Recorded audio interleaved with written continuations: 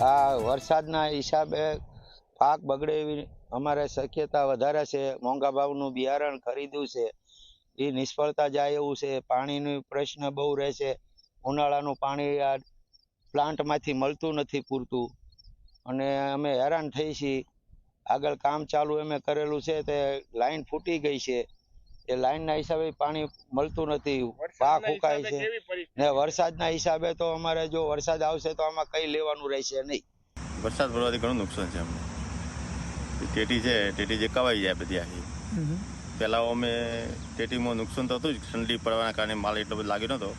25% માલ લાગ્યો હતો ને એમાં વરસાદ પડ્યો એ મોટું નુકસાન છે અમને. કેટલું અંદાજે નુકસાન તો અમને 8-10 લાખનું છે, કારણ કે 18 વીઘામાં વાવેતર કરેલું હતું અને 4.5 લાખ વીઘા ઉપર ખર્ચો કરેલો હતો.